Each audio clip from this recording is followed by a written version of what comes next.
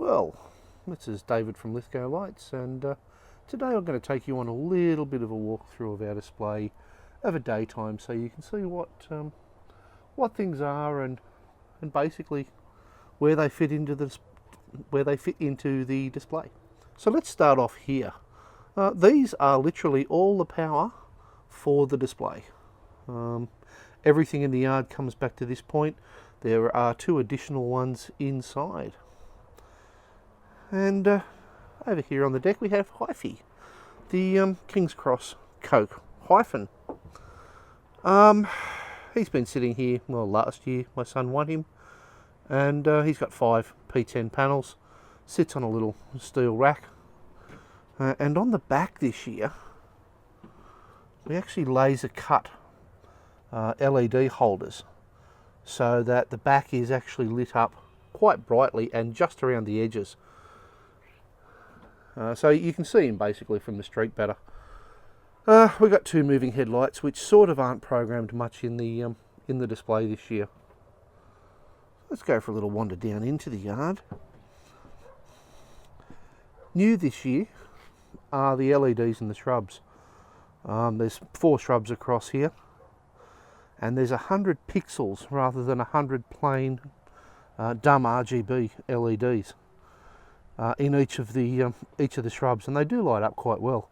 Once the shrubs start to grow after we trim them, you can barely see the covers, barely see the lights, well, except for the one at the end there, and they light up really well. They're quite effective. We have the 2 Tune 2 signs. They basically replaced some Coro signs last year. And this year they used a little bit more than just Tune 2. And here we have the master control box.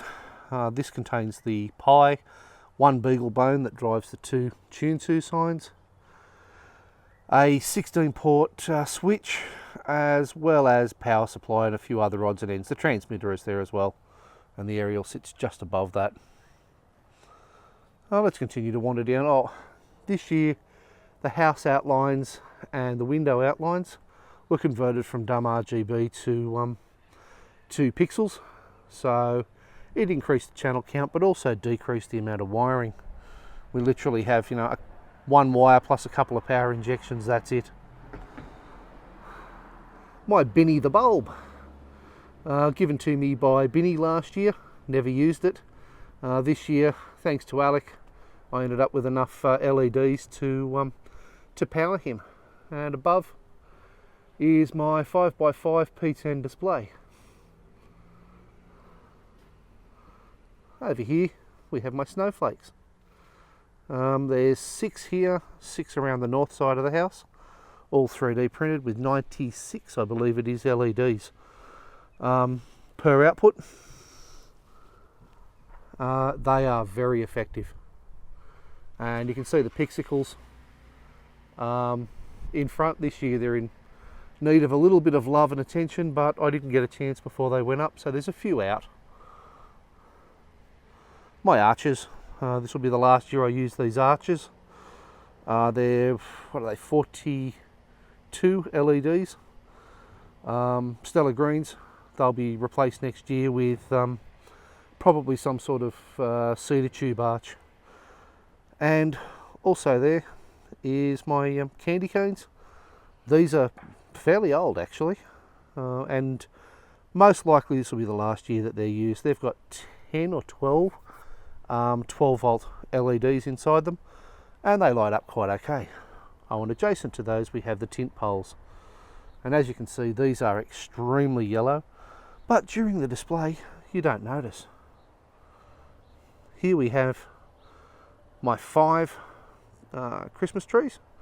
This year they have been converted to pixels, and you can actually see the pixel holders.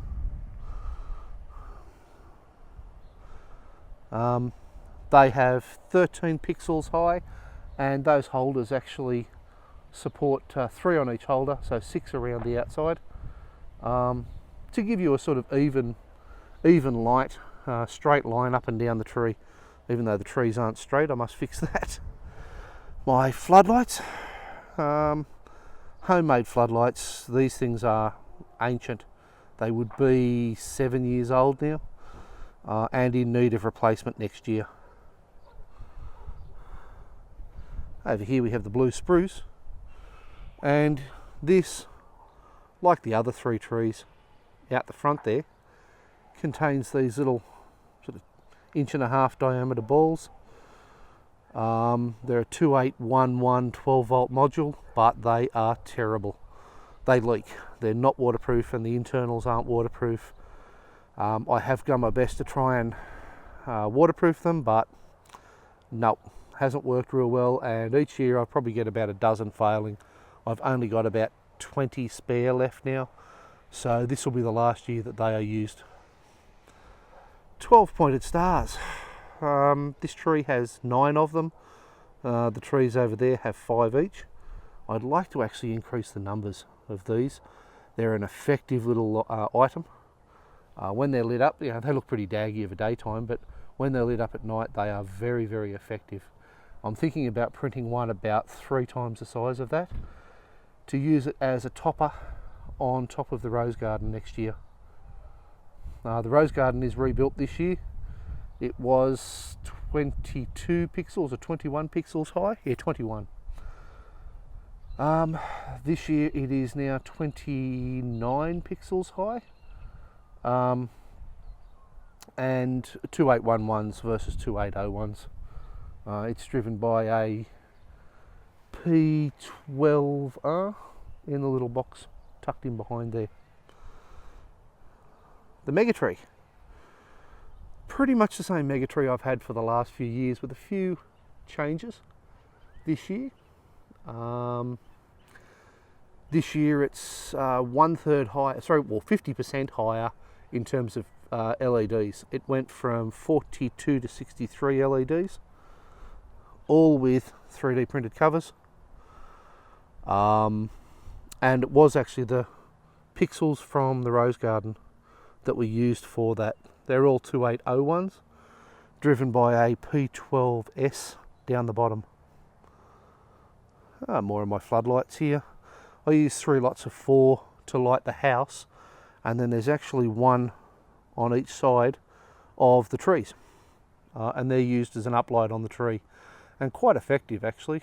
When I replace these ones next year, well, I'm hoping to replace them next year with some, say, 20-watt ones from Ray.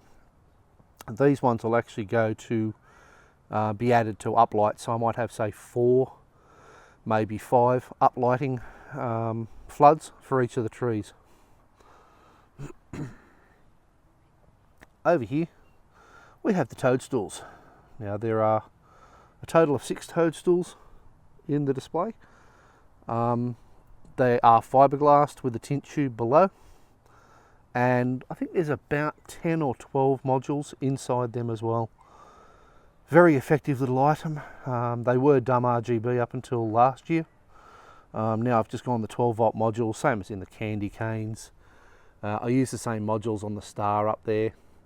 That'll be replaced next year with pixels, I hope. As will Singing Faces. They're currently dumb RGB. 8 channels, or 8 lots of RGB channels.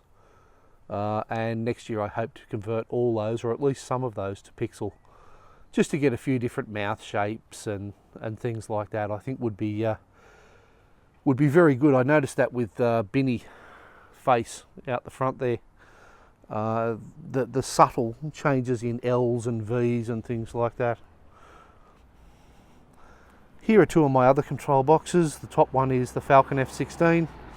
The bottom one is just one of its remote boards. The remote board just drives, what does it drive? The window outlines out the front here, as well as all the LEDs in the shrubs here.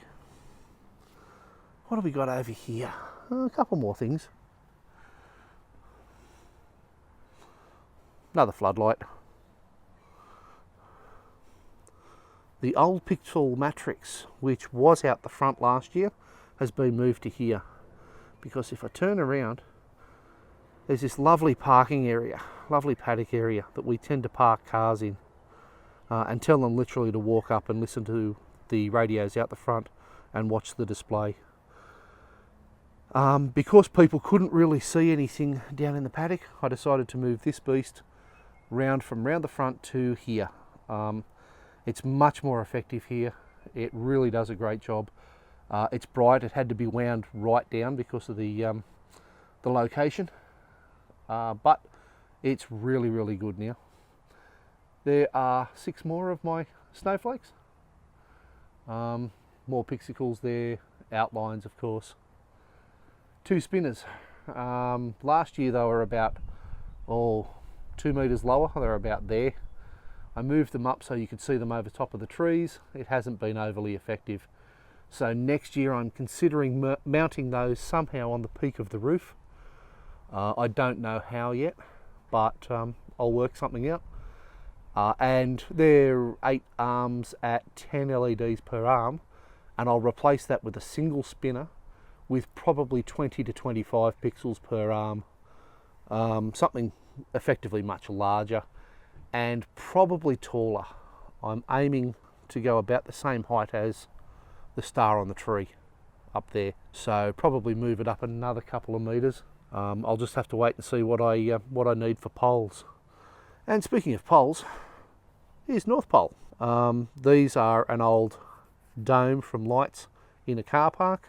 Inside the top is 40 LEDs and the bottom has 50 LEDs there. Well, a couple come off in the last couple of days with the weather. All pixels, 2811 pixels, and a very effective North Pole. That's also another remote board for the Falcon. It drives the house outlines in this area, as well as the pixels in the trees, or the pixels in the stars in the trees there. The North Pole, the spinner, and the snowflakes. Inside HiFi, there's actually one of my old controllers, a Pix AD8 by J1Sys. It just drives the backlight there, and over there on the door you can see our wreath, which is a total of 150 pixels between the two. A waste of a controller, but it works pretty good. Well, I hope that's helped you understand how our show is put together, and from all here at LithgowLights, we wish you a very Merry Christmas and a safe New Year.